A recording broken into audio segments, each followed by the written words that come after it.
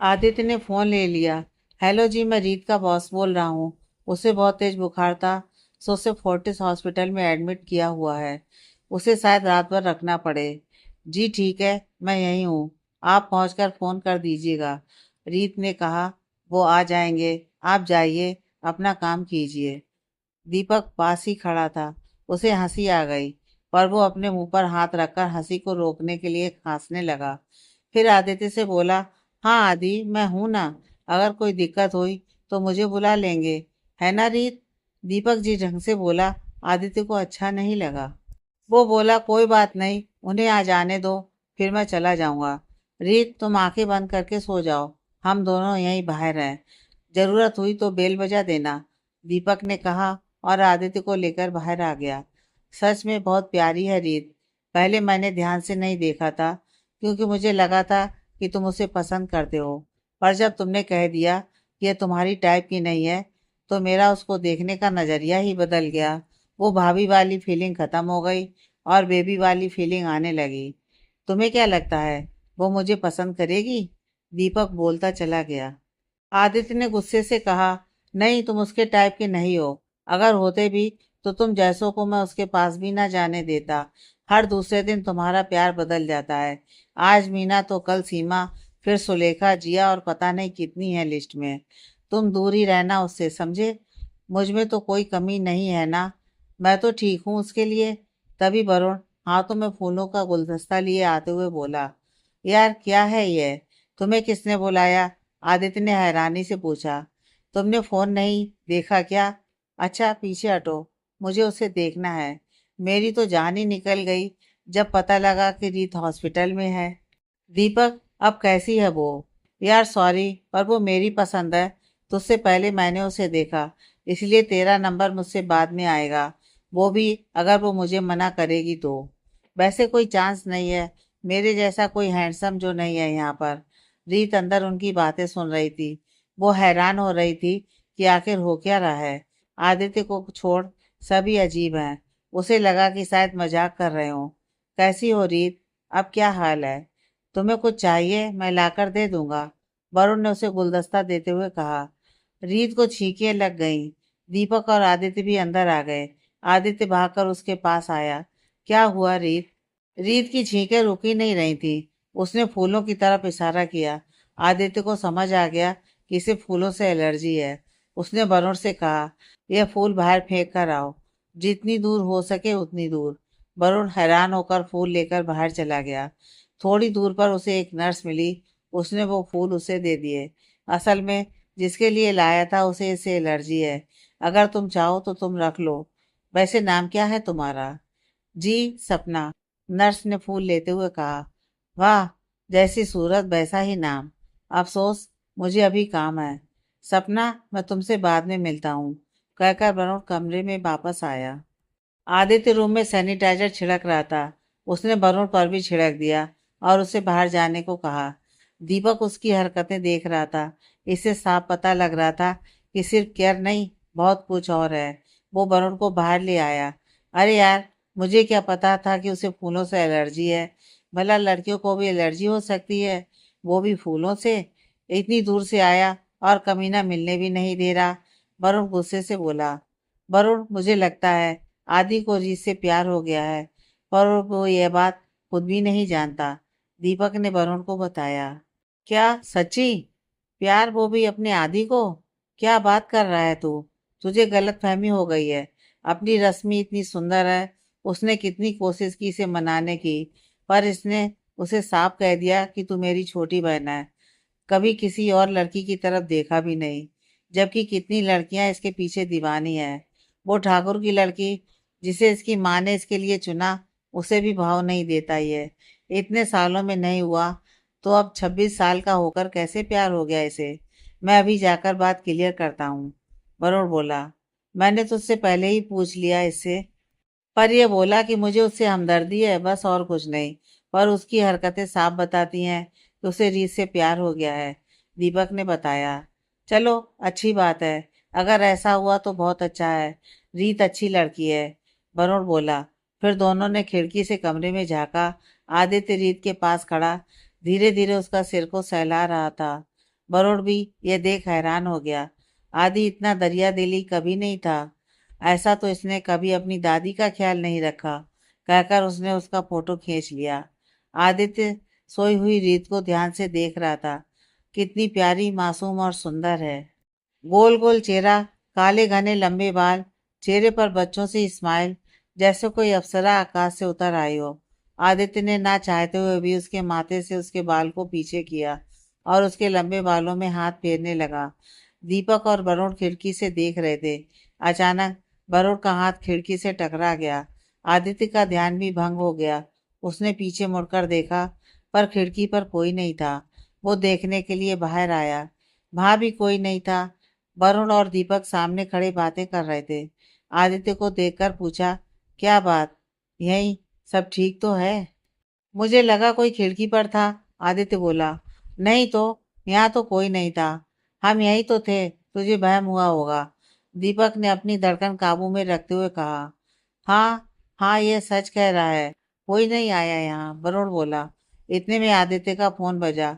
उसने फोन उठाया। हेलो जी, ठीक है, मैं आता हूँ नीचे, आप गेट के पास ही रुकिएगा, आदित्य ने दीपक से कहा। रीत की मम्मी आ गई हैं, इसका ध्यान रखना, मैं उन्हें लेकर आता हूँ, कहकर आदित्य चला गया। उसने फोन पर मैसेज नोटिफिकेशन पर मैसेज देखे। उसने खोले तो उसमें वो वीडियो और सबकी चैट थी। वो नीचे जाते जाते पढ़ रहा था। उसके चेहरे का रंग बदल रहा था, पर उसने वीडियो खोलकर बार बार देखा। उसे जाने क्यों अच्छा लग रहा था। वो नीचे पहुंच गया था। उसने कॉल करके इधर उधर देखा। सामने दो लेडीज फोन लेकर खड़ी थी। एक फोन पर बात कर रही थी। वो उनके पास गया। वो रीत की माँ और उसकी आंटी थी। वो उन्हें ऊपर ले आया। रास्ते में उसने उन्हें रीत के बारे में बता दिया। वो बोला, आप घबराए ना, वो ठीक है। बुखार था जो अब उतर गया है, बस दोबारा ना हो जाए, इसलिए रात भर रखना है। थैंक यू बेटा, पर यह तो बहुत महंगा हॉस्पिटल है, आंटी बोली। आप इसकी चिंता ना करें, कंपनी इसका खर्च उठाएगी, आदित्य ने कहा। तुम्हारा बहुत बहुत शुक्रिया बेटा, आंटी बोली। आदित्य रीत की माँ को देख रहा था। उसने कपड़े तो रईसों वाले पहन रखे थे, पर चेहरा मुरझाया सा था। वो परेशान थी और कुछ नहीं बोल रही थी। आदित्य ने उनके कंधे पर हाथ रखा। आप चिंता ना करें, वो बिल्कुल ठीक है। इतना सुनते ही उसकी माँ रो पड़ी। आदित्य ने उनके कंधे को थपथपाया। वो कमरे तक पहुंच गए थे। दोनों भागकर अंदर गईं। रीत उन्हें देखकर रो दी। माँ भी रो पड़ी। आदित्य की समझ में कुछ नहीं आ रहा था कि वो क्यों रो रही हैं।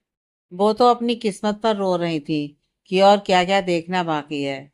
सब कुछ नॉर्मल होने के बाद रीत ने आदित्य से कहा, अब आप जाइए सर, आपके बहुत काम पड़े हैं। ओके, मैं चलता हूँ। उसने नजर भरकर रीत को देखा। रीत भी उसे ही देख रही थी। उसका इस तरह देखना रीत को अंदर तक हिला गया। क्या मतलब है इस नजर का? आदित्य ने दीपक को उसका ध्यान रखने को कहा और जाने लगा। तभी उसे वीडियो याद आया। उसने वीडियो दीपक को दिखाते हुए पूछा, ये सब क्या है? तुम्हें इसमें देखकर पता नहीं लग रहा कि मैं एक बॉस होने के नाते उसकी केयर कर रहा हूँ? सबके सब पागल इकट्ठे हो गए हो तुम लोग। अब जा रहा हूँ, जरूरत पड़ी तो कॉल करना। और तुम, कोई काम नहीं है तुम्हें, चलो मेरे साथ, कहकर आदित्य वरुण को साथ लेकर चला गया। दीपक हैरान, ये क्या था? वो नाराज नहीं हुआ। कमाल है, वीडियो देखकर भी वैसा रिएक्ट नहीं किया जैसा पहले करता था। आदि सच में बदल गया है। आदित्य ऑफिस वापस आया तो सब उसे अजीब ढंग से देख रहे थे। वो अपने कमरे में गया। सेठ ने आकर दरवाजे पर नॉक किया। वो बुलाने पर अंदर आया। सेठ बोला, मीटिंग सफल रही, हमें वो कॉन्ट्रैक्ट मिल गया है। ये ऑफिस वालों को क्या हुआ? मुझे अजीब नजरों से देख रहे थे, आदित्य ने पूछा। वो आप सुबह रीत को पकड़ कर ले जा रहे थे ना, तो लोगों ने गलत समझ लिया, सेठ डरते डरते बोला। गलत समझ लिया? क्या गलत समझ लिया? आदित्य ने गुस्से से पूछा। वो लोग कह रहे थे कि आप दोनों का लव रिलेशन है। क्या? सर आप गुस्सा ना हो, मैं सब संभाल लूंगा, सबको बता दूंगा कि क्या हुआ था, सेठ बोला। नहीं, रहने दो, इन्हें जो सोचना है सोचने दो। सर रीत अब कैसी है? ठीक है सर, उसका सामान यहीं पड़ा है, मैं लंच टाइम में दे आऊंगा और उसकी खबर ले आऊंगा। सामान रहने दो, मैं दे आऊंगा, तुम जाना चाहते हो तो चले जाना। फिर कुछ देर बाद बोला, ऐसा करना, छुट्टी होने पर मेरे साथ ही चलना। शाम को रीत को दोबारा बुखार हो गया था। दीपक ने चेक करके ड्रिप लगवा दी। रीत की माँ वहीं थी और आंटी घर चली गई थी खाना लेने। माँ बहुत परेशान थी कि आखिर रीत को हुआ क्या। उसने दीपक से पूछा, डॉक्टर क्या बात है, बुखार दोबारा क्यों हो गया? अभी कुछ नहीं कह सकते, रिपोर्ट्स आ जाएं फिर देखते हैं, दीपक ने कहा। माँ रीत के पास बैठी उसका सिर सहलाने लगी। छुट्टी होते ही आदित्य सेठ के साथ हॉस्पिटल पहुंच गया। उसने आकर माँ को प्रणाम किया और रीत के पास चला गया। आदित्य ने पूछा, अब कैसी तबीयत है? ठीक है। ठीक कहाँ है, बुखार फिर हो गया है। डॉक्टर से बात की थी, वो कहते हैं रिपोर्ट्स आने पर पता चलेगा। रीत की माँ बोली, ओह कोई बात नहीं, मैं उससे बात कर लेता हूँ, आदित्य बोला। सेठ भी अंदर आ गया। उसने भी रीत का हालचाल पूछा, फिर उसे उसका सामान दे दिया। वो वहां बैठा उनसे बातें करने लगा। दीपक रिपोर्ट्स लेकर आया तो आदित्य को देख ठिठक गया। तू फिर आ गया, लगता है कंपनी में काम नहीं रहा। जो प्रेसिडेंट साहब यहाँ पर पड़े रहते हैं, दीपक ने मजाक किया। शटअप, रिपोर्ट्स में क्या लिखा है? इसे बुखार क्यों हो रहा है बार बार? आदित्य ने पूछा। दीपक बोला, पेट में इन्फेक्शन हो गया है, शायद खाने पीने से हो गया है। वैसे भी बचपन से इतने ऐशो आराम में रही, एकदम का बदलाव खराब करता है। हाँ, कितने दिन लगेंगे? 5 दिन तक इन्फेक्शन की दवाई देकर दोबारा टेस्ट करवाएंगे, फिर पता लगेगा। इतने दिन यहीं रहना पड़ेगा? रीत बोली। हाँ, अब ठीक होने के लिए रहना ही पड़ेगा, दीपक बोला। आदित्य कुछ देर बैठकर चला गया। दीपक भी उसके साथ ही आ गया। आदित्य का घर। आदित्य की माँ शिवानी ने उससे अंदर आते ही फोन दिखाते हुए पूछा, कौन है ये लड़की, क्या रिश्ता है तेरा उससे? माँ, पहले इसे पानी तो पी लेने दो, तुम तो आते ही शुरू हो जाती हो, अंजू ने कहा। क्या बात है, मुझे भी तो पता चले। दादी भी आ गई, उसने आते ही पूछा। आदित्य माँ का फोन देखते हुए कहा, ये आपको किसने भेजी? आप मेरी जासूसी करती हैं। आप इस तरह लोगों के कहने पर मुझ पर शक करेंगी? हद है माँ, आप भी बस। अरे इसमें क्या है, लड़की ही तो है, अपना आधी जबान है, तो क्या अगर लड़की का हाथ पकड़ लिया तो? दादी हमेशा की तरह आदित्य का साथ देते हुए बोली। फिर धीरे से आदित्य से पूछा, वैसे ये है कौन? ये मेरी सेक्रेटरी है, इसकी तबीयत खराब हो गई थी, सो इसे लेकर हॉस्पिटल जा रहा था। इतनी सुबह? माँ ने बोली। मेरा मतलब है ये लड़की नाटक कर रही होगी। आजकल की लड़कियां अमीर लड़कों को फांसने के लिए ऐसा करती हैं। नहीं, वो ऐसी नहीं है। उसने तो बुखार के बावजूद छुट्टी नहीं ली। अब दीपक के हॉस्पिटल में है, पेट की इन्फेक्शन है, 5 दिन लगेंगे ठीक होने में। कुछ देर रुककर फिर बोला, दीदी पता है, वो सिंह बिल्डर्स की बेटी रीत है। अचानक कोई हादसे ने उसकी ये हालत कर दी। क्या? ये तो बहुत बुरा हुआ बेचारी के साथ। मैंने भी सुना था उनके बारे में, अंजू बोली। माँ भी शांत हो गई। दादी बोली, चलो छोड़ो ये बातें, आओ खाना खा लें। अपने कमरे में बैठा आदित्य फोन में दीपक द्वारा भेजा गया वीडियो देख रहा था। वो रीत का चेहरा देख रहा था। फिर उसे एहसास हुआ, ये मैं क्या कर रहा हूँ? क्यों रीत के बारे में सोचे जा रहा हूँ? कहीं जो दीपक कह रहा था वो सच तो नहीं हो गया? कहीं मुझे प्यार तो नहीं हो गया? वो काफी देर सोचता रहा, फिर कब सो गया उसे पता ही नहीं लगा। सपने में भी उसे रीत ही दिखती रही। अगले दिन वो सुबह तैयार होकर सीधे हॉस्पिटल पहुंचा। रीत उसे देखकर हैरान रह गई। ये फिर आ गया। उसने पूछा, सर आप, कल तुम ठीक नहीं हुई थी ना, इसलिए मिलने आया था। क्यों, मैं आ नहीं सकता? आदित्य बोला। अरे नहीं बेटा, इसका तो बुखार में दिमाग खराब हो गया है, इसलिए ऐसा पूछ रही है, रीत की माँ ने रीत को आंख दिखाते हुए आदित्य से कहा। आदित्य को खुद भी अजीब लग रहा था कि वो क्यों बार बार रीत के पास आ रहा है। वो दीपक के पास गया। दीपक ने उसे देखते ही पूछा, तुम यहाँ? ओ हाँ, रीत की खबर लेने आए होगे। हाँ आया हूँ, इसमें ऐसा रिएक्ट करने की क्या बात है? मैं अपनी सेक्रेटरी की खबर लेने नहीं आ सकता क्या? पहले वो भी पूछ रही, अब तुम पूछ रहे हो, आदित्य ने कहा। नहीं यार, बात वो नहीं है। तू इतनी बड़ी कंपनी का प्रेसिडेंट, तू अगर एक मामूली सी सेक्रेटरी की खबर लेने आएगा तो अजीब लगेगा ही। बात और भी अजीब लगती है अगर वो लड़की हो तो। दीपक बोला। तुम तो हद करते हो यार। अगर इसकी जगह सेठ होता तो भी मैं ऐसा ही करता। अच्छा छोड़ इन बातों को। तू ये बता कैसी तबीयत है उसकी। आदित्य ने पूछा। यार अभी कल शाम ही तो तूने पूछा था। अब इतनी जल्दी क्या फर्क पड़ेगा। वैसी ही है जैसी कल थी। हद है। कल जब मैं आया था तब से 12 घंटे 45 मिनट 36 सेकंड हो गए हैं। और तुम कहते हो इतना सा समय। अगर मरीजों को ढंग से नहीं देख सकते तो बंद कर दो यह हॉस्पिटल। आदित्य ने गुस्से से कहा। दीपक चुप कर गया। उसे पता था कि अगर वो अब बोला तो आदित्य उस पर उल्टा ही असर होगा। सो वो बोला मुझे ओपीडी में जाना है। बाद में बात करेंगे। वो जल्दी से वहां से भाग निकला। आदित्य आवाजें देता रह गया। उस दिन के बाद आदित्य हॉस्पिटल नहीं आया। ना ही उसने फोन किया। रीत को हॉस्पिटल में पूरा हफ्ता रखा गया। अब वो बिल्कुल ठीक थी। डिस्चार्ज के वक्त दीपक ने हिदायत देते हुए कहा।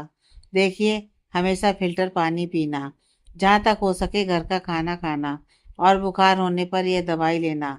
सबसे बड़ी बात अपनी सेहत का ध्यान रखना।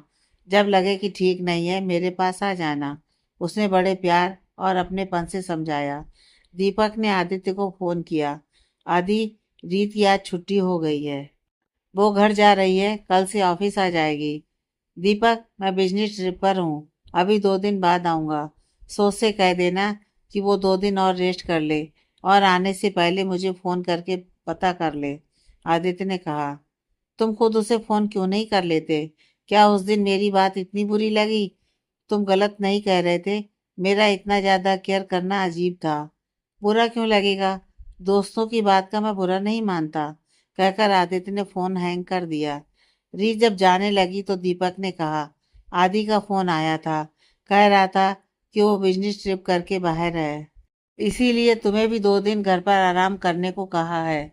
बाकी तुम उससे फोन करके पूछ लेना। जी ठीक है। रीत ने राहत की सांस ली। उसे लग रहा था कि कहीं उस दिन की बात का आदित्य ने बुरा तो नहीं मान लिया जो खबरसार पूछने नहीं आया। अगर बाहर जा रहा था तो भी बता तो सकता था। रीत के मन में कई ख्याल आ जा रहे थे। रीत ने 2 दिन रेस्ट किया। दूसरे दिन शाम को वो सोच रही थी कि मैं कल जाऊं या नहीं। फिर उसने फोन मिलाया। हेलो सेठ सर। मैंने पूछने के लिए फोन किया है कि कल मैं आऊं या नहीं सर। रीत पूछ रही है कि वो कल आए या नहीं। सेठ ने आदित्य से पूछा। आदित्य का चेहरा गुस्से से लाल हो गया। उसने पूछा। उसने तुम्हें फोन किया है। आ जाए। सर कह रहे हैं आ जाना। फोन रखकर रीत ने अगले दिन की तैयारी शुरू की। उसने अपने कपड़े तैयार करके रखे। फिर बैग तैयार किया। आदित्य आज ही वापस आया था। उसे लगा था कि रीत उसे फोन करके पूछेगी। पर उसने उसकी जगह सेठ को किया। क्या मुझसे बात करना इतना बुरा लगता है उसे। क्या मैं खा जाता। इस सेठ को ही भगा दूं। वो सोच रहा था। और सेठ को घूर रहा था। जब सेठ ने देखा तो वो घबरा गया। सर को भी पता नहीं क्या होता है। मुंबई की बरसात की तरह इनके मूड का भी पता नहीं चलता। उसने कहा। सर मैं पीआर में जाकर आता हूँ। वो जल्दी से वहां से निकल गया। जब वो नीचे पीआर डिपार्टमेंट में जा रहा था तो उसे बातें सुनाई दी। कोई बोल रहा था। जब से प्रेसिडेंट उस दिन उस नई सेक्रेटरी को लेकर गए उस दिन से वो ऑफिस नहीं आई। लगता है वो प्रेसिडेंट के साथ ट्रिप पर गई होगी। दूसरा बोला। ये लड़कियां तो अमीर बंदों को फांसने का मौका ही ढूंढती रहती हैं। सेठ ने आगे आकर उन्हें रोका। क्या कह रहे हो तुम लोग। ओहो कुछ नहीं। हम तो काम की बात कर रहे थे। सेठ को सभी जानते थे और उससे डरते भी थे। घबराकर बोले। जो बकवास कर रहे थे उसे यहीं बंद कर देना। अगर प्रेसिडेंट को बता दिया ना तो कहीं काम ना मिलेगा। नहीं नहीं सॉरी गलती हो गई। प्रेसिडेंट को मत बताना। दोनों हाथ जोड़कर बोले। सेठ ने कहा। ध्यान से सुन लो। और बाकी सबको भी बता देना। अगर ऐसी बातें फिर सुनने को मिली तो अपनी नौकरी से जाओगे। अच्छा चलो ये फाइल्स ला कर दो। सेठ ने आकर आदित्य को बताया। उसने कुछ नहीं कहा। आदित्य ऐसे फाइल देखता रहा मानो उसे कोई फर्क ही ना पड़ता हो। कुछ देर बाद वो बोला। रीत कल आएगी। उसका रूम साफ करवा देना। बीमारी से उठी है। कैसे करेगी इतना काम। और हाँ उसके लिए एक असिस्टेंट भी रखो। काम का प्रेशर कम हो जाएगा। Okay sir. सर, वो जो आपने उस दिन दो लोगों के बारे में जानकारी लाने को कहा था, वो ये रही सर। उसने एक फाइल आदित्य के सामने रखते हुए कहा। आदित्य ने फाइल देखी। सनम की और कामनी के बारे में थी। दोनों की सारी डिटेल्स थी। क्या करते थे से लेकर क्या करते हैं तक की सारी डिटेल। उसे फाइल देखकर गुस्सा आ रहा था। यह सनम कमीना पहले रीत के पैसों पर ऐश करता था, अब कामनी के पैसों पर ऐश कर रहा है। कुछ देर बाद वो बोला, कामनी के पापा के साथ जो कॉन्ट्रैक्ट हुआ था उसे कैंसिल कर दो। रीजन बता देना कि जहाँ सनम जैसे लोग हों उस जगह मैं थूकता भी नहीं। अगले दिन रीत सही समय पर ऑफिस पहुंच गई। उसने अपने रूम का दरवाजा खुला देखा। वो अंदर आई तो एक लड़की बैठी थी। उसे देखते ही खड़ी हो गई। गुड मॉर्निंग मैडम, आप रीत मैडम हैं? हाँ, मैं ही हूँ। तुम कौन? रीत ने पूछा। मैडम, मैं शिखा। मैं यहाँ आपको असिस्ट करने आई हूँ। मतलब मैं असिस्टेंट टू सेक्रेटरी प्रेसिडेंट। शिखा ने कहा। ओह, तुम्हें किसने रखा? जी, कल सेठ भैया, मेरा मतलब सेठ सर ने लगाया है। वो मेरे कजिन है। ठीक है, अब तुम बैठो, ये फाइल से स्टडी करो, कहकर रीत आदित्य के कमरे की ओर चल दी। उसने रूम सेट किया, फिर कॉफ़ी बनाई। शिखा उसे देखती रही। कॉफ़ी बनाकर जैसे ही वो वापस अंदर आई, आदित्य आ चुका था। उसने उसे बिस किया और कॉफ़ी दी। आदित्य ने उसकी तरफ देखा और पूछा, अब कैसी तबीयत है? ठीक हूँ सर। हाँ, वो मेरा फ़ोन नंबर नहीं है क्या तुम्हारे पास? जी है सर। मैंने सोचा शायद नहीं है, इसलिए सेठ से पूछने की ज़रूरत पड़ी। तुम्हारा बॉस मैं हूँ या सेठ? सर, आप हैं। मैंने आपको ही फ़ोन करना था, पर आप बिजनेस ट्रिप से आए थे तो मैंने सोचा आप थके होंगे, इसलिए सेठ सर को कर दिया। Sorry sir. ओह नहीं, कोई बात नहीं। वो शिखा को तुम्हें असिस्ट करने को रखा है। भाग दौड़ वाला काम उससे करवा लिया करो, ठीक है? और आगे से अगर जरा सी भी तबीयत खराब लगे तो बता देना। लापरवाही नहीं करना। अच्छा, ओबेरॉय ब्रदर्स की फाइल लेकर आओ, आदित्य ने कहा। रीत ने फाइल लेकर शिखा को भेज दिया। आदित्य ने बिना देखे उसे बैठने को कह दिया। शिखा बैठ गई। आदित्य ने फाइल देखी, फिर उसकी तरफ देखा। तुम तुम कैसे आई? वो रीत मैडम ने फाइल देने भेजा था। ऐसा करो, यह फाइल इंजीनियरिंग डिपार्टमेंट में डायरेक्टर शर्मा जी को देकर आनी है, आदित्य ने फाइल उसे देते हुए कहा। फिर उसे रोककर बोले, रीत को भेजना। शिखा ने रीत को कहकर खुद चली गई। रीत अंदर आदित्य के पास गई। आदित्य ने उसे घूर कर देखा। आदित्य बोला, तुम्हें असिस्टेंट मिल गई है तो तुम मेरे पास भी उसे ही भेजोगी? सॉरी सर, मुझे लगा। वो बोलने ही वाली थी कि आदित्य बोल पड़ा, तुम्हें लगता बहुत कुछ है। अब मेरी सुनो, मेरे सारे काम तुम करोगी। शिखा को मेरे पास मत भेजना। Okay sir. रीत को समझ में नहीं आ रहा था कि आदित्य क्यों ऐसा कर रहा है। कभी कुछ कहता है तो कभी कुछ। वो आकर अपने कमरे में बैठ गई। उसे अभी भी वीकनेस लग रही थी। आदित्य को दीपक की कई बात याद आ रही थी कि रीत बचपन से बहुत ही नाजों से पली बड़ी है, इसलिए इसका इम्यून सिस्टम कमजोर हो गया है। जब भी थोड़ा स्ट्रेस होगा तो इसकी हालत फिर खराब हो सकती है। आदित्य ने सोच लिया था कि वो रीत को कुछ नहीं होने देगा। आदित्य को खुद पता ही नहीं था कि वो क्या कर रहा है, क्यों कर रहा है। बस वो हर पल रीत की खुशी के बारे में सोचता। वो सोच रहा था कि कैसे रीत को अपने करीब रखे। उसे तकलीफ होती थी जब रीत उसकी परवाह नहीं करती थी। उसे गुस्सा आ रहा था कि रीत ने शिखा को उसके पास भेज दिया। समझती क्या है वो। इतने में सेठ अंदर आता है। सर, मॉल से इंजीनियर का फोन आया था। वो कह रहा था कि बिल्डिंग तकरीबन कंप्लीट हो गई है। आप दरवाजे और खिड़कियों के डिजाइन सिलेक्ट कर आए। ओके, ऐसा करो, रीत को मेरे पास भेजो और तुम सिर्फ कंपनी के मालिक से मिल लेना। उससे बात हो चुकी है, वो कॉन्ट्रैक्ट दे जाएगा, तुम ले लेना। नहीं तो ऐसा करना, तुम साइन कर देना। सेठ ने रीत को भेज दिया। वो सोच रहा था, जब से रीत आई है सर हर जगह उसी को लेकर जाते हैं। मुझे यहाँ के कामों के लिए छोड़ देते हैं। कहीं सर को रीत से, अरे नहीं नहीं, मैं ये क्या सोच रहा हूँ। सर ऐसे नहीं है।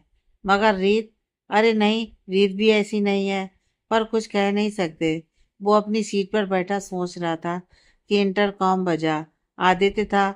उसने उसे अंदर बुलाया। सेठ को देखकर आदित्य बोला, तुम्हें जो काम कहा है कर लेना। मैं साइड पर होकर आता हूँ। और हाँ, रीत मेरे साथ जा रही है। उनके जाने के बाद सेठ फिर सोचने बैठ गया। शिखा उसके पास आई। भैया, सर भी अजीब हैं। सुबह सर ने कोई फाइल मंगवाई तो रीत मैडम ने मुझे भेज दिया। सर ने पहले तो मुझे वहां बिठा लिया, फिर थोड़ी देर बाद कहते, तुम यहाँ कैसे? हद है भाई। इतना ही नहीं, उन्होंने रीत मैडम को बुलाकर इस बात के लिए डांटा। वो बेचारी चुपचाप सुनकर आ गई। अच्छा ठीक है, अगर सर को अच्छा नहीं लगता तो मत जाना वहाँ। शुक्र करो उन्होंने तुम्हें मेरे कारण कुछ कहा नहीं। अगर कोई और होता तो उसे कब का निकाल देते, सेठ ने कहा। शिखा डर गई। सच्ची? अब आगे से कभी नहीं जाऊंगी। अगर सर बुलाएंगे तभी जाऊंगी, नहीं तो नहीं। आदित्य और रीत मॉल पहुंच गए। रास्ते भर दोनों ने कोई बात नहीं की। आदित्य सोच रहा था कि यह सेठ से तो इतनी बात करती है, पर मुझसे बात ही नहीं करती। कहीं से सेठ तो नहीं पसंद? हाँ, हो भी सकता है। आदित्य ने उससे पूछा, तुम्हें सेठ कैसे लगते हैं? सर, वो काफी प्रतिभाशाली हैं और ईमानदार। वो हर काम तसल्ली से करते हैं। ये तो मुझे भी पता है। मैं लोग बायस पूछ रहा था। सर, वो हैंडसम है। कोई भी लड़की आसानी से उन्हें पसंद कर ले। रीत को लगा शायद सर सेठ सर के लिए रिश्ता देख रहे होंगे। उसने उसी हिसाब से जवाब दे दिया। आदित्य ने एकदम से पूछा, और मैं? रीत चुप रही। क्यों, क्या मैं सेठ से भी बुरा हूँ? वो नहीं सर, आप सेठ तो क्या, इस पूरे देश में सबसे हैंडसम है। हर लड़की आपसे शादी करना चाहेगी। रीत ने डरकर कहा। आदित्य का चेहरा खिल गया। वो और अकड़कर चलने लगा। उसे खुद पर घमंड हो रहा था। मॉल के पास खड़ी अंजू ये सब देख रही थी। जब वो नजदीक आए तो उसने रीत को ऊपर से नीचे तक देखा। आदित्य ने पूछा, दीदी जी, आप यहाँ कैसे? क्यों, क्या यह कंपनी तेरे अकेले की है? अरे नहीं, मैंने तो यूं ही पूछा। दीदी, ये मेरी सेक्रेटरी रीत है। और रीत, ये मेरी बड़ी बहन अंजू है। आदित्य ने दोनों का आपस में परिचय कराया। दोनों ने आपस में हेलो किया। फिर अंजू बोली, भाई ये फोटो वाली? हाँ जी, बोलकर आदित्य ने सर झुका लिया। रीत को बड़ा अजीब लग रहा था। अंजू आदित्य को साइड में ले जाकर बोली, तू हमदर्दी करता करता कहीं इसके चक्कर में मत पड़ जाना। तुझे माँ का पता है ना? बेशक वो धीरे से बात कर रहे थे, पर रीत ने सब सुन लिया था। कौन सा फोटो और कैसा चक्कर? उसे साफ दिख रहा था कि अंजू को वो पसंद नहीं आई। पर क्यों?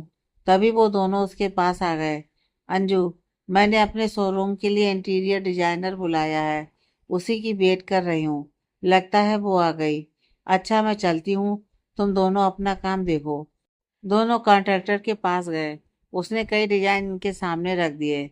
सर, मैडम, यह रहे डिजाइन। जो आप पसंद करोगे वही लगा देंगे। वो काफ़ी देर डिजाइन देखते रहे। फिर एक डिजाइन रीत को पसंद आया। उसने आदित्य से कहा, सर, यह डिजाइन अच्छा लग रहा है। आदित्य ने कॉन्ट्रैक्टर से कहा, इस डिजाइन के बना दो। कॉन्ट्रैक्टर और रीत दोनों हैरान, क्योंकि आदित्य ने डिजाइन देखे भी नहीं थे।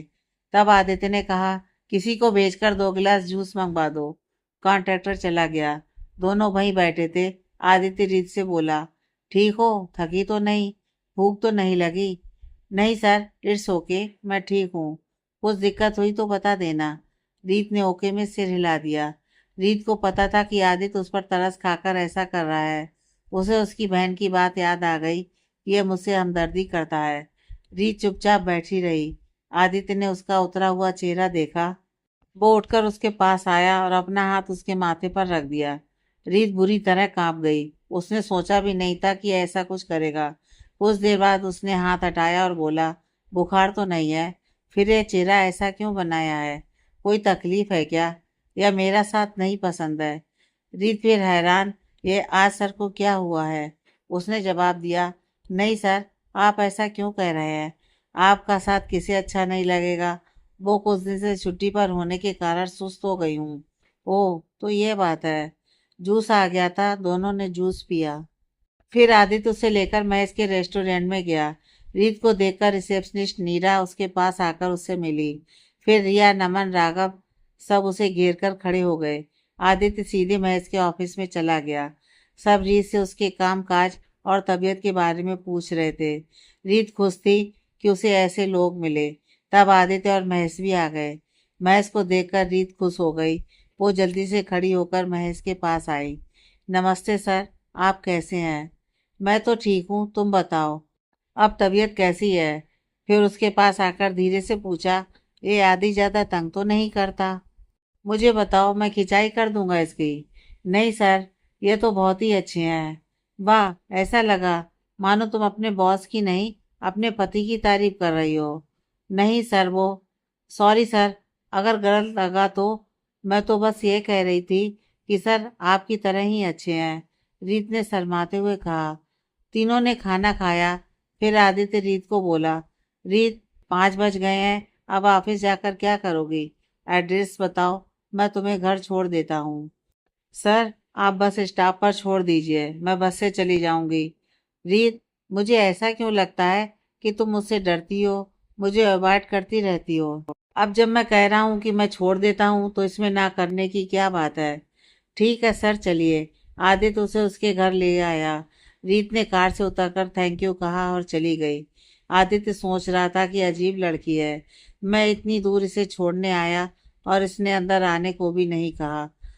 दूसरे दिन आदित्य रीत के कमरे के पास से गुजर रहा था तो उसे रीत की शिखा से बात करने की आवाज आई। रीत कह रही थी कि मेरे पापा ऐसे नहीं थे जैसे उन्हें दिखाया गया है। पापा के पार्टनर अंकल खराब थे, उन्होंने सब कुछ छीन लिया। अगर मेरे पास कुछ पैसा होता तो मैं पापा के मर्डर की मिस्ट्री सुलझाती। आदित्य अपने कमरे में आ गया। उसने सेठ को बुलाकर कहा, मुझे रीत के पिता के बिजनेस और डेथ के बारे में सारी डिटेल्स पता करो। आदित्य की माँ का फोन आया। आदि, तेरे लिए एक लड़की देखी है, आज 6 बजे महक होटल में, वो तेरा वेट करेगी, टाइम पर पहुंच जाना। माँ ने कहा, माँ मुझे किसी लड़की से नहीं मिलना। माँ आपको पता तो है, फिर क्यों आप मेरे पीछे पड़े रहते हो? पहले दीदी की शादी कर लो, मैं बाद में शादी करूंगा। तुम दोनों एक दूसरे को शादी करने को कहे जा रहे हो, मेरे बारे में कोई नहीं सोचता। तुम कान खोल कर सुन लो, इस बार मेरी चलेगी। आज वहां तय समय पर पहुंच जाना। आदित्य का मन नहीं था, फिर भी उसे माँ की बात तो माननी पड़नी थी, तो बताए हुए पते पर पहुंचा। तो लड़की पहले वहां उसका वेट कर रही थी। लड़की बहुत बड़े बिजनेसमैन की बेटी थी। इसका नाम शेफाली नंदा था। देखने में कुछ खास नहीं थी, पर उसके नखरे इतने कि क्या कहना। आदित्य जाकर चुपचाप बैठ गया। लड़की बोली, ओह, तो तुम हो आदित्य बिंद्रा। Not bad.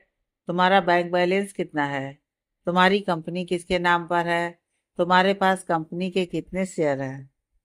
आदित्य को गुस्सा आ रहा था, पर उसने खुद को थोड़ा शांत करते हुए कहा, मिस, जो भी आपका नाम है, आप यहाँ शादी के लिए आई हैं या किसी बिजनेस डील के लिए? क्योंकि ये सब आज तक मेरी माँ ने मुझसे नहीं पूछा। आप क्या चीज़ हैं? मुझे ये रिश्ता पसंद नहीं है, कहकर आदित्य वहां से उठ गया। ओए हे, शेफाली ने 2 बार आवाज लगाई। फिर गुस्से में उसने टेबल पर रखा सारा सामान नीचे फेंक दिया।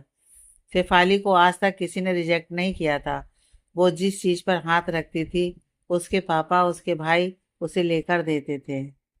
उसने अपने पापा को फोन किया, पापा मुझे ये आदित्य बिंद्रा पसंद है। आदित्य वहां से सीधे घर गया। वो कुछ कहता उससे पहले ही माँ बोली, बधाई हो बेटा, लड़की ने हाँ कर दी है। अभी अभी मिस्टर नंदा का फोन आया था, कह रहे थे कि उनकी बेटी को तुम पसंद हो। दिमाग तो नहीं खराब हो गया उसका? मुझे वो बिल्कुल पसंद नहीं। मैं तो 5 मिनट भी नहीं रुका वहां, उसे पसंद कैसे आ गया? माँ, तुम जानती हो, उसने मुझसे मेरे बैंक बैलेंस, शेयर और कंपनी के बारे में पूछा। शादी है, कोई बिजनेस थोड़ी है। मुझे उसके नखरे भी पसंद नहीं है। हद करते हो तुम। अगर उसने ऐसा पूछा है तो इसका मतलब है कि वो इंटेलिजेंट है। ये सब शादी के बाद भी पूछना है? उसने पहले ही पूछ लिया। इतने बड़े घर की है तो नखरे तो करेगी ही। तुम जानते नहीं हो, अगर तुम्हारी शादी उससे हो गई तो तुम्हारा एक कॉम्पिटिटर कम हो जाएगा, दूसरे तुम्हें उनका सपोर्ट मिल जाएगा। माँ, लेकिन मैं ऐसा नहीं सोचता। शादी जीवन भर का साथ होता है, इसमें प्यार का होना जरूरी है। हाँ, मैं इसकी बात से सहमत हूँ, दादी बोली। आदि, तू फिक्र मत कर, मैं हमेशा तेरे साथ हूँ। पर बेटा, माँ की बात भी मान कर देख। तूने कहा ना कि तू उसके पास 5 मिनट ही बैठा, शायद तुझे कोई गलत फहमी हुई हो सकता है वो अभी खुली ही ना हो। तुम्हें एक आध बार उससे और मिलना चाहिए। फिर कोई फैसला करना, हम तुझ पर जोर नहीं डालेंगे। ठीक है दादी, जैसा आप ठीक समझे। माँ और दादी ने चैन की सांस ली। दादी बोली, देखा, इसे कहते हैं तजुर्बा। अब आगे से जो भी कहना हो मुझे बता देना, मैं बात करूंगी। लड़की दिखने में तो सुंदर ही है। ऑफिस में आकर आदित्य बैठा ही था कि रीत कॉफी ले आई। उसने गुड मॉर्निंग कहा और आदित्य ने जवाब नहीं दिया। वो कॉफी रखने लगी तो अचानक आदित्य का हाथ कॉफी के कप से टकरा गया। उसके हाथ पर गरम गरम कॉफी गिर गई।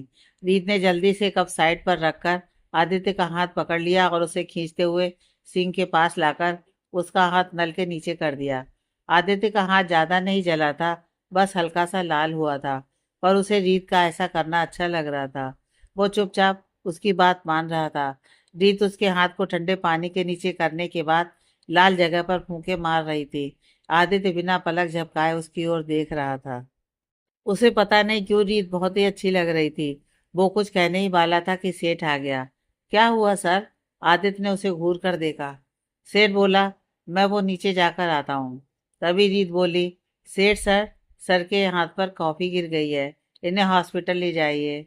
अरे नहीं, कुछ नहीं हुआ, मल्हम लगा लूंगा, ठीक हो जाएगी, तुम जाओ अपना काम करो। सेठ जल्दी से वहां से निकल गया। वो सोच रहा था, ये सर को भी पता नहीं चलता। अब तो पूरा यकीन हो गया है कि सर रीत को पसंद करते हैं। जब भी उसके साथ होते हैं तो मुझे भगा देते हैं। आगे से मैं खुद ही भाग जाया करूंगा। आदित्य अपनी सीट पर बैठा तो उसने रीत से कहा, वो उस तरफ फर्स्ट एंड बॉक्स में मल्लम होगी, ला दो। रीत ने वो मल्लम लाकर उसके सामने रख दी और खुद चल दी। आदित्य ने पूछा, तुम कहाँ जा रही हो? जी, मैं आपके लिए कॉफी बना लाऊं, कहकर वो चली गई। आदित्य हाथ में मल्लम लिए बैठा। बल्लम को तो कभी अपने हाथ को देख रहा था। अजीब लड़की है। नाटकों में तो दिखाते हैं कि लड़की हाथ पकड़कर बड़े प्यार से मल्लम लगाती है, पर ये तो, इसने तो मेरे नाटक का भी सत्यानाश कर दिया। रीत रोज की तरह ऑफिस आई। उसने जल्दी से सब सेट किया और आदित्य के आते ही कॉफी लेकर अंदर चली आई। उसने दिन भर के कामों के बारे में बताकर फाइल्स और सिग्नेचर ले रही थी कि एक लड़की दनदनाती हुई अंदर आई। ये शेफाली थी। वो आते ही बोली, मिस्टर आदित्य, आपको पता नहीं कि आज अपनी डेट है? पता है, पर मुझे नहीं पता था कि आप इतनी सुबह आ जाएंगी। मुझे कुछ काम निपटाने हैं, आदित्य ने शांति से कहा। उसकी दादी ने कहा था कि कुछ दिन मिलकर देख लो, सो वो बस वही कर रहा था। रीत बोली, सर मैं कुछ लाऊं इनके लिए? आदित्य कुछ कहता इससे पहले ही शेफाली बोल पड़ी, ओके, मैं वेट करती हूँ, कहकर वो आदित्य की कॉफी उठाकर सूंघ कर बोली, बहुत ही घटिया टेस्ट है तुम्हारा, मैं कॉफी बनाकर दूंगी, दूर से ही फर्क पता चल जाएगा। रीत जो पास खड़ी फाइल चेक करा रही थी, उसके हाथ एकदम रुक गए। आदित्य कैसे ना नोट करता। उसने कहा, ओह, पर मुझे यही पसंद है। चलो, आपने बताकर मेरा काम आसान कर दिया। मैं आपके लिए भी मंगवाने वाला था। शेफाली को बुरा लगा, मगर वो सोच कर आई थी कि वो इससे ही शादी करेगी, चाहे इसके लिए उसे खुद की बेइज्जती ही क्यों ना सहनी पड़े। वो बस मुस्कुरा दी। सारा साइन करने के बाद आदित्य रीत से बोला, मैं जा रहा हूँ, सेठ बाकी का काम संभाल लेगा। Okay sir. फिर कॉफी देखकर बोली, सर कॉफी, इसे फेंक दो और कप को भी। मुझे अपने सामान को किसी का हाथ लगाना नहीं पसंद। शेफाली आगे थी, फिर भी उसने सुन लिया था।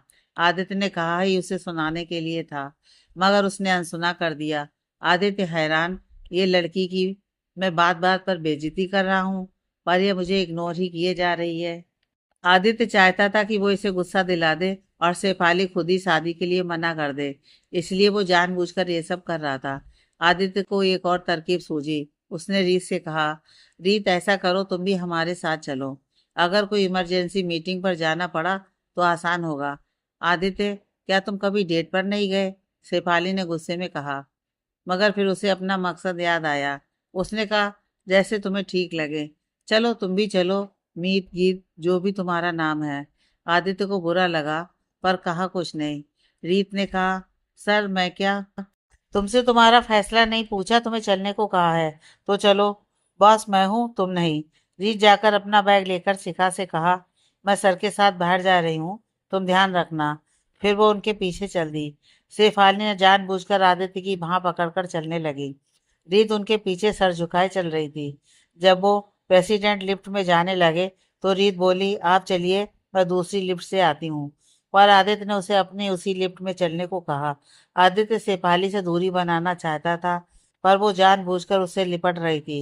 रीत को बहुत अजीब लग रहा था। कार में आदित्य ड्राइव कर रहा था। शेफाली उसके बगल में बैठी थी और रीत पीछे बैठी थी। आदित्य ने पूछा, कहाँ जाना है? फेमस पार्क चलते हैं, फिर शॉपिंग चलेंगे। पार्क में क्या करना है? आदित्य ने पूछा। मुझे नहीं पता, मेरी फ्रेंड्स कहती है कि डेट पर एक तो मूवी देखो, पार्क जाओ और शॉपिंग जाओ। सो वही मैंने कर दिया। तुम्हारी मर्जी है, अगर मूवी देखनी है तो मूवी चलो। इतनी सुबह मूवी कौन जाता है? कमाल है, 10:30 हो गए हैं। अब तो कितनी भीड़ हो गई होगी। मुझे नहीं पता, मैंने कभी थिएटर में मूवी नहीं देखी। चलो फिर मूवी ही देखते हैं। वो फिर मूवी देखने चल दिए। रीत को बहुत ही अजीब लग रहा था, पर वो साथ में चलती रही। इंग्लिश मूवी थी, टॉम क्रूज की, अमेरिकन मेड। रीत टॉम की फैन थी। यह बात आदित्य को पता थी, इसलिए उसने यह मूवी चुनी।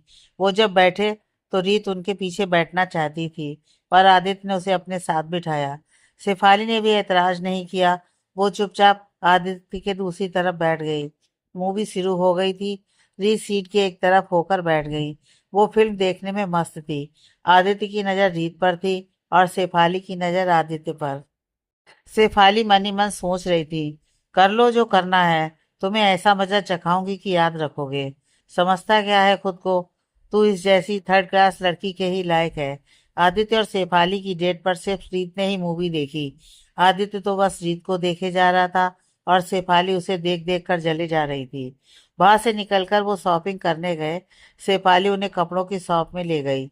वो अलग अलग ड्रेसेस ट्राई करती रही और रीत को ड्रेसेस पकड़ने के लिए खड़ा कर दिया। आदित्य साइड में बैठा था कि उसे फोन आ गया। वो फोन सुनने बाहर चला गया। शेफाली तो कब से मौके की तलाश में थी।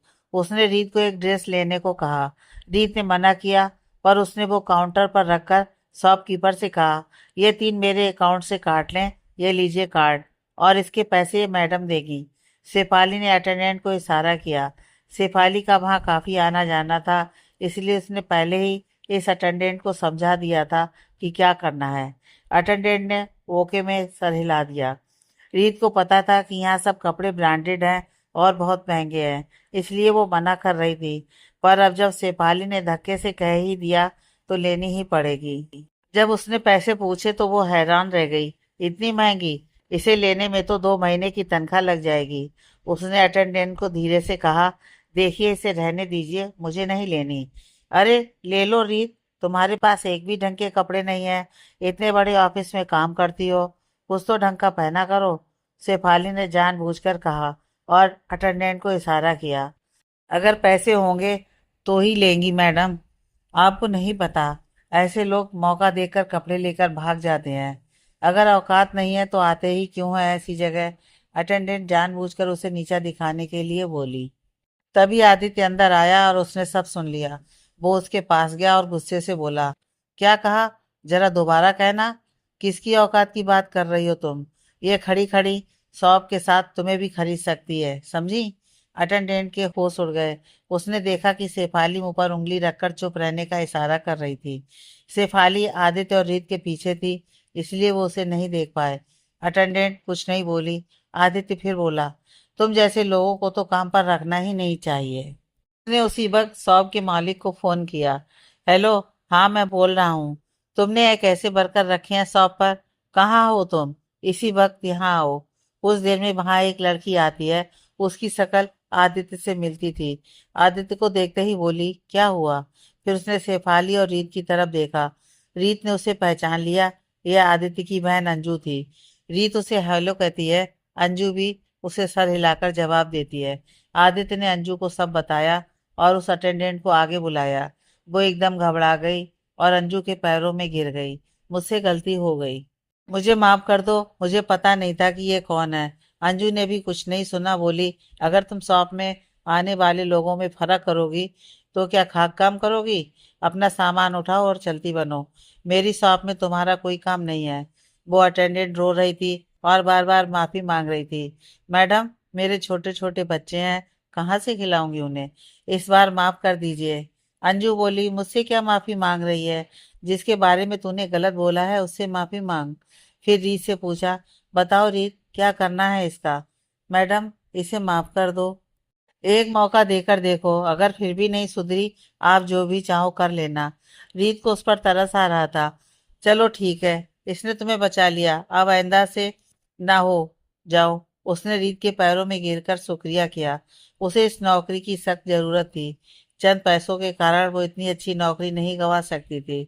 अंजू रीत से बोली, बहुत ही साफ दिल है तुम्हारा, कि जितनी प्यारी हो, दिल उससे भी प्यारा है। हाँ, तुमने मुझे मैडम क्यों कहा? मैं तुम्हारी मैडम थोड़ी ही हूँ, तुम मुझे दीदी कह सकती हो।